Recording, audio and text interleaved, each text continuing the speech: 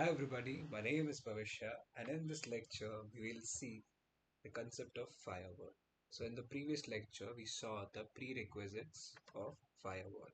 So as we have a better understanding of the building blocks of firewall, let's jump and understand firewall.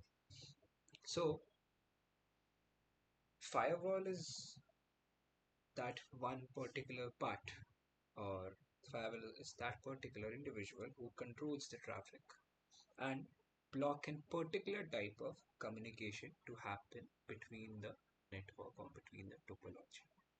So it is like the security guard outside of their residence who's taking care of unwanted people to hinder inside your residence, right? Yeah.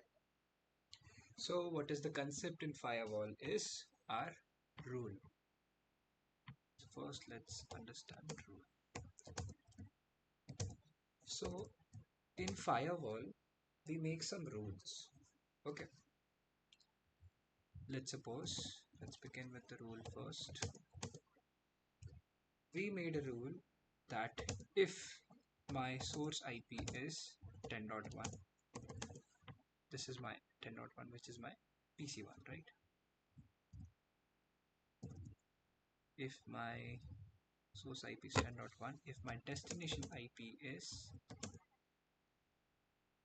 20 dot, or let's suppose 20.1, it means PC1 is communicating with PC3, right? So take the action that deny. So what will happen when PC, and also we will apply this rule on this interface where PC1 is source, right? So on interface where MAC address is C, as you can see, I've assumed MAC address to be C for this interface. Interface 192.168.10.254. Okay, so by virtue of this rule, when I applied this rule on this interface, what will happen with PC1 will try to communicate with PC3, firewall will block the communication, right? As the action is said to be denied, right? Now let's suppose there is a condition. This is what we saw for PC1 communicating with PC3. Let's make a different rule. Let's suppose if SIP is 192.168.10.0, like we are not just taking 10.1 or 10.2, we are taking the whole network here 192.168.10.0, and our destination is 192.168.20.1, which means PC3, and we are applying it on PC, this interface fast Ethernet, on this particular fast Ethernet where interface is 192.168.10.254, where MAC address is C. So in that condition, as the incoming network is 192.168.10.1, the communication will get blocked, right? Now let's suppose there is a case if PC1 tries to ping our PC3. So in case of ping, as you know, protocol that is used is ICMP, right? And as it is a request from PC1. So in that case, what we will do is we will say protocol. Okay, it's ICMP. The protocol is ICMP, and also if the type is 8, that is my response. So in that case, deny that communication. So when PC1 will try to ping our PC3, so in that case, the communication will get denied. Right. Now let's suppose there is a case where PC3 is sending an echo response to PC1 and we want to block that. So in that case, the source IP the source IP will become my 20.1 and my destination IP will become 10.1, and the interface on which we will apply this is going to be D, where MAC address is D, right? because this is where it is coming from. So in that case, the communication between PC3 and PC1, where PC3 is trying to communicate to our PC1, that communication will get blocked. Right.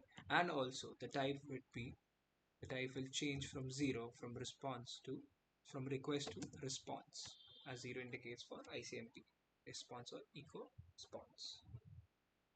Right. Now let's suppose there is a case where our PC1 wants to communicate to our server, right? And that communication is telnet. In that case, the source IP will be my 10.1. The destination IP will be 20.2, right? And the MAC address on which we want to apply this, the interface is going to be C on this particular. The action will be obviously denied. The protocol that we are using telnet, right? So for telnet, the protocol that we use is TCP. There is no type, right? But here, the destination port, the source port is going to be random. The destination port is going to be R23, as we are talking about telnet. So in that case, when this is our complete route. So in that case, when PC1 will try to communicate to our server, it will get blocked because this is the source IP, this is the destination IP. And this is going to be at last, by the way. The interface is going to be C. This is where we'll apply this. The protocol is TCP we are using, and the destination port is 23. That is the telnet communication will get blocked. Let's suppose we are trying to block, we are blocking the connection between PC1 and server when telnet is happening. But in case of SSH, let's suppose we want to allow that communication. So this is how that rule will look like. So in case when PC1 wants to communicate to our server with the help of our SSH, via firewall will allow that communication. Right? Yes. Now as we saw one rule,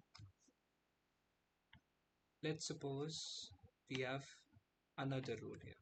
In that case, let me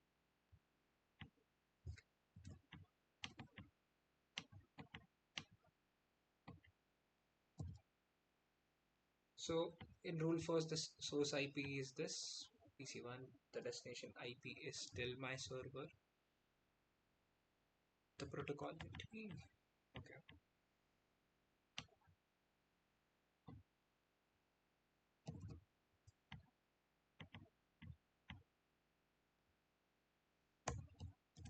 Okay.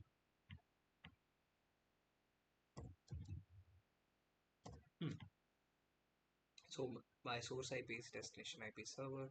Interface, the interface where we are applying it is MAC-C. The protocol is TCP. The destination port is, let's suppose, 23, which is my telnet. And in that case, the action which we want to do is deny. Okay. And the rule 2 says, my rule 2 says, source IP is this, PC1 destination IP is this. Action is my deny.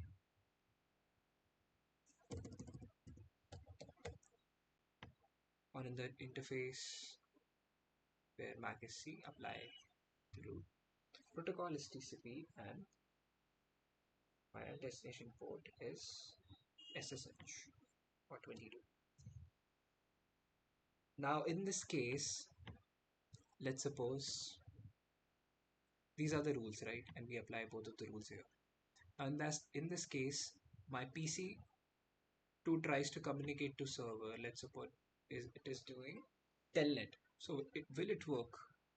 Yes, it is going to. Because the very first, when we apply the rule,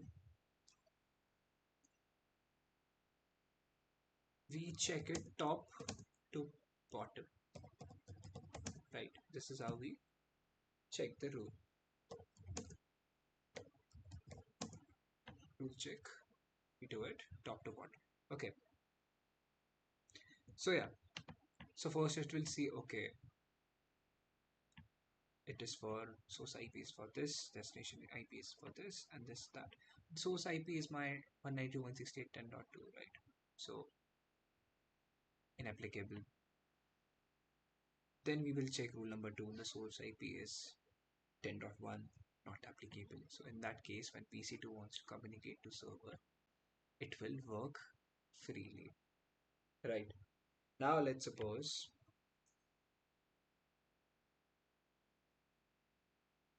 we made rule number 3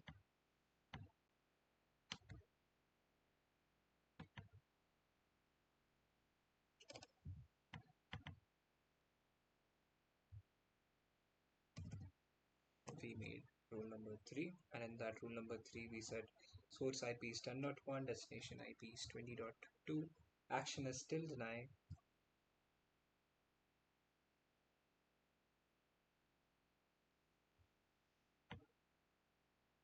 and the destination port is this.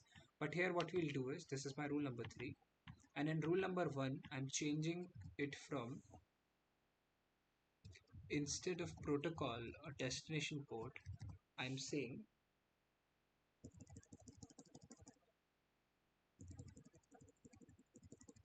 network type or communication, let's suppose.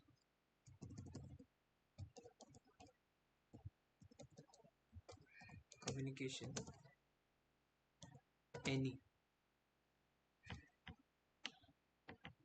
In that case, when communication is any, or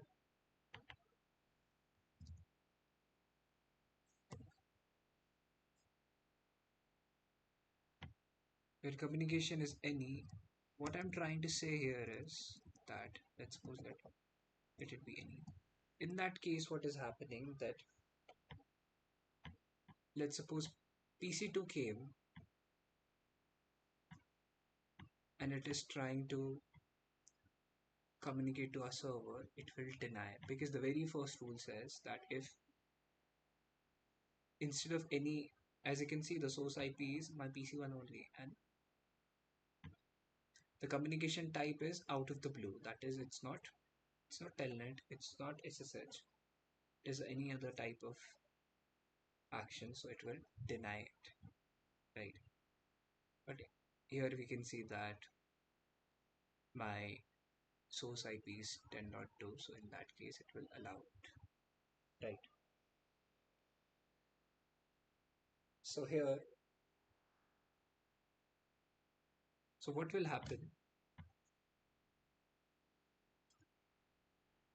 let's suppose in let's suppose we now change that action is allowed.